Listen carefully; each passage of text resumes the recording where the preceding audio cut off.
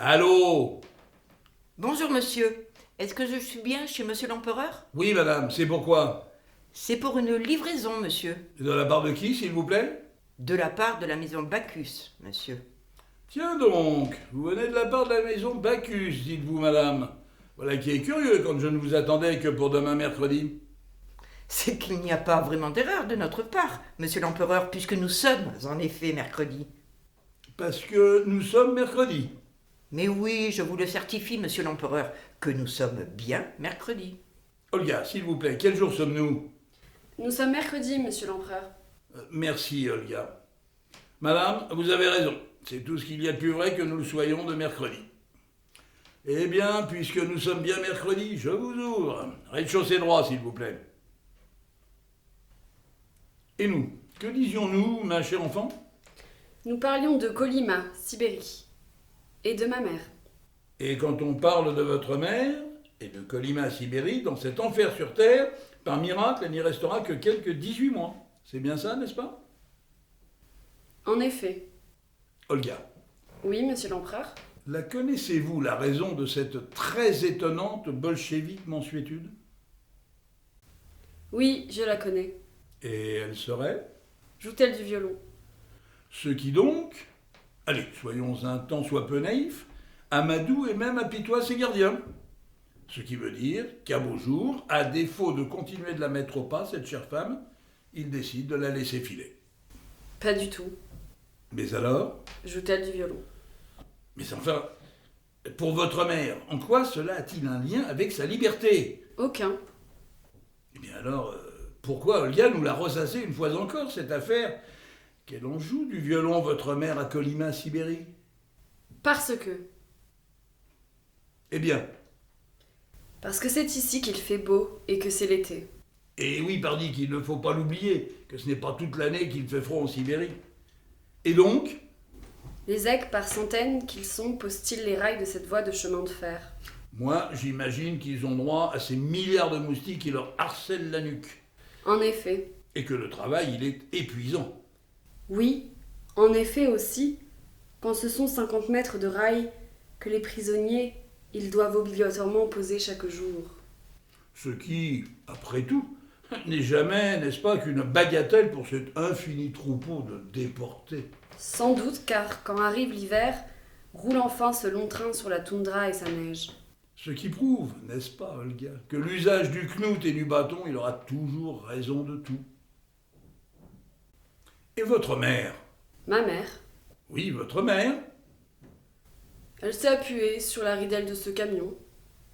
Donc, heureuse déportée qu'elle est, elle n'est pas astreinte à la pose des rails. Non, il est vrai qu'elle n'y est pas affectée à ce terrible travail. Parce que c'est une femme? Non, J'ai compris. Joue-t-elle du violon? en effet, c'est bien ça. Tchaïkovski? Oui, par exemple une tout comme délicate barcarolle. Ou alors est-ce peut-être une langoureuse valse? Que du Tchaïkovski? C'est ce qu'elle joue? Non, Alors, il y a aussi ces airs de l'éternelle Russie, n'est-ce pas? oui. Cependant, Cependant, arrive un nouveau printemps. et dame donc, Olga, avec lui, la Rasputitsa. Ce qui veut bien entendu dire que la glace, elle fond et qu'une mer de boue, elle envahit la toundra.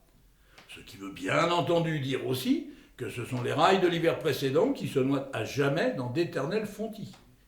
Et que, donc, en quelques semaines, il n'y en a plus de voie de chemin de fer. Tout ça pour vous dire, Olga, que nous voilà des mois et des mois de travail pour rien. Oui, pour absolument rien. En effet, et hélas, Cependant, les absurdes camarades, je ne doute pas un seul instant qu'ils vont s'obstiner. oui, J'imagine qu'on attend l'été suivant. en effet. Je ne peux que le redire, et qui veut bien m'entendre, que c'est de notoriété publique, que ce n'est pas toute l'année qu'il fait froid en Sibérie. Et donc, Eux, les écs, puisqu'il fait enfin beau et chaud, alors posent-ils les nouveaux rails de cette nouvelle voie de chemin de fer. j'imagine qu'ils ont de nouveau droit à ces milliards de moustiques qui leur harcèlent la nuque. En effet, Et que le travail, il est toujours aussi épuisant. oui, En effet, aussi, quand ce sont 50 nouveaux mètres de rail que les prisonniers ils doivent obligatoirement poser chaque jour. Ce qui, après tout, n'est jamais qu'une bagatelle pour ce troupeau de déportés. Sans doute, car quand arrive l'hiver suivant, roule ce long train sur la toundra et sa neige. Ce qui prouve une fois de plus, n'est-ce pas, Olga, que l'usage du knout et du bâton, il aura toujours raison de tout. Et votre mère? Ma mère, Oui, votre mère? elle s'est appuyée sur la ridelle de ce camion Tchaïkovski? et des airs de l'éternelle Russie. Les Zecs, n'est-ce pas qu'ils sont sous le charme? Et les gardiens aussi. Toutefois, Oui, toutefois, pourquoi en parler encore et encore de ce violon? parce que, Parce que? depuis la Loubianka, Eh bien, la Loubianka, elle sait. elle sait quoi? Elle sait quelque chose. Qui serait? Ce que vous faites semblant de ne pas comprendre, monsieur l'empereur. Sauf que je ne suis pas devin. Et aussi très peu perspicace. Parce que? Parce que cette future mère, elle vomit à qui mieux par-dessus la ridelle du camion qui la charrie jour après jour la soupe des Zecs. Et maintenant, Et maintenant? et maintenant que quelques autres mois finiront par passer, joue-t-elle du violon ma mère, afin que l'enfant qui est dans ce couffin, qui est tout près de la ridelle de ce camion, il cesse enfin de pleurer. Vous êtes? Quelqu'un? Tout de même, ne me dites pas, madame, que vous seriez le livreur de la maison Bacchus. Il le semblerait bien que si, mon cher monsieur l'empereur. Madame, avec cette pitoyable santé qu'est la vôtre, je vous le demande. Quelle est donc cette invraisemblable comédie de livreur que vous nous faites? Tout simplement celle de comédie que, comme tout à l'heure chez Bacchus, son livreur, il était complètement débordé, cela m'a follement amusé de lui proposer de prendre sa place. Alors, comme ce cher ange d'éternel étudiant qui nous jouait les livreurs, il a fini par accepter, mais bon, moyennant quand même un petit billet. Me voilà. Quant à toi, ma chère enfant, je te le dis que c'est tout de suite que tu vas nous l'ouvrir, cette bouteille. Allez, n'est-ce pas, mes très chers amis, que c'est maintenant qu'il faut qu'on les fête dignement, nos retrouvailles à tous trois? Ah, ça! Oui, monsieur l'empereur? Ne me dites pas que c'est vous, Marina! Allons, bien entendu que si, monsieur l'empereur. Et maintenant que vous le savez, puis-je, mon cher ami, très vite m'asseoir sur un de vos bourgeois de fauteuil, parce que, voyez-vous, que je ne tiens pas vraiment sur mes jambes. Est-ce vraiment vous? Mais oui que c'est moi. 13 août 1961, Berlin, Alexanderplatz, chambre 13. Est-ce que cela pourrait vous suffire comme preuve? Ainsi donc, c'est bien vous, Marina! Et la Marina Volkov qui vous a sauvé la vie, Puerta del Sol, c'est bien elle aussi. Et maintenant, si vous ne me laissez pas m'asseoir, je vous le dis, mon cher Léon l'empereur, que je vais très vite tomber par terre. Ah, ça, mes amis, de grâce, avant que je ne m'effondre, vos bras, s'il vous plaît. Ainsi donc, Ainsi donc, vous avez changé d'avis, Marina. parce que... Parce que vous voilà, chez moi. Oh, ça, si j'ai changé d'avis, mon cher Léon, c'est seulement pour que cette chère enfant, elle ne la fasse pas, cette bêtise de s'en venir à l'homicider son cher père d'écrivain. Ce qui est en vérité une très très bonne action de votre part, ma chère Marina. Comme j'y tiens beaucoup à le recevoir mon grand prix de l'Académie française la semaine prochaine. Toutefois, Je crois que notre chère Olga, elle est enfin dans de meilleures dispositions à mon égard. N'est-ce pas, Olga? dites-moi, mon cher Léon, Oui, Marina.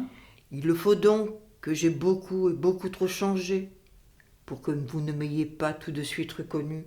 Hélas, mille fois hélas, je me dois l'avouer que oui. Eh bien, vous n'imaginez pas quel chagrin cela m'a fait et me fait. Olga, et vous, Léon, s'il vous plaît, donnez-moi un peu mieux le bras. Voyez-vous que depuis quelques jours, je ne me sens rien de moins que les vaillances d'un château de cartes. Léon, Oui, Marina. n'est-ce pas qu'elle est belle, notre Olga? Je sais même que c'est à tomber par terre. Et n'est-ce pas qu'il n'aura pas été très beau, lui, notre XXe siècle? Hélas, oui. Hélas, oui, quant au pays de Chopin, Escarbille et Staccato, suinte de cette machine aux 1000 jappements graissés de vapeur. Lui, c'est depuis tantôt que le mécano s'échine sur ce foyer ricanant d'éclatantes fureurs et de rouges drôlins. Il aura des ordres qui viendront de Moscou, ou par le sémaphore, ou par le téléphone, et, sans contre-ordre, le voilà presque à genoux encore et encore gavant cette trépidante charogne. Oui, de ce charbon, de ce noir poussier dont il se maquille tel un chenapan, notre brave Phaéton doit toujours engrosser cette brute gentille qui donc trop attend. C'est que le gars s'ennuie. Alors, d'heure en heure, au puissant chef de train, il demande quand on part. Il lui répond jamais, ou parfois, que c'est presque à la nuit, ou peut-être tout à l'heure, qu'il le verra, qu'il lève la main, et qu'il lui donne le départ, cause qu'elle est libre la voie. Autant vous dire de notre chauffeur qu'il peut le maudire, ce chef de train qui l'oblige à ronger son frein, Tandis que monte la pression. à le faire branler le régulateur de terrifiantes convulsions. À ce qu'on dit dans les kolkhozes, une hirondelle, fût-elle belle, elle ne fait pas le printemps. Sans doute que oui, que souvent ce dicton dont on vous cause, il ne fait pas une saison quand on est vrai paysan. Toutefois, comme jouent marelles et cerceaux, tous ces petits moineaux sur ce quai à verte pelouse, comme sont joue contre joue ces deux fous amoureux, et qu'on le devine de nos yeux, leur jeu de main sous la blouse. Comme chante cette fermière qui étend son linge immaculé dessous ce cerisier de 20 ans qu'on effeuille de ses bigarreaux. Comme sur cette fêtière, on le voit gesticuler ce chat qui fait l'amant aux courses les petits corbeaux. Moi, je vous le dis, que le mois de mai, il décline ses jours de ses délices, de ses pommiers et de ses noces. Même est-on jeudi et qu'on se permet des mots d'amour et de jeunes supplices qui vont nous les bramer, nos si sémillantes écorces d'hommes et de femmes. Et puis voilà qu'un chien, point même belliqueux, mais un petit peu tout fou, il vient boire à cette flaque nourrie d'un récent orage. Crassus, c'est le nom du toutou.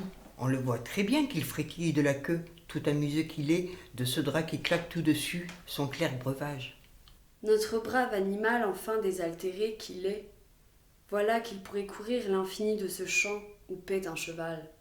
Mais son gentil groin est-il attiré par la fumée qui peut venir d'une belle amie de son clan? C'est qu'il s'obstine, qu'il courbe l'échine. Allez, brave Crassus, qui joyeux nous va sus.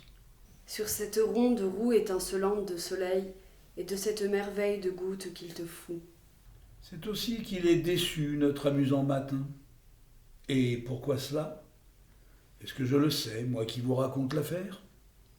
Bien entendu que oui, quand cela lui a déplu à Crassus le petit chien, que son museau il n'a pas ce qui ruisselait sur la voie.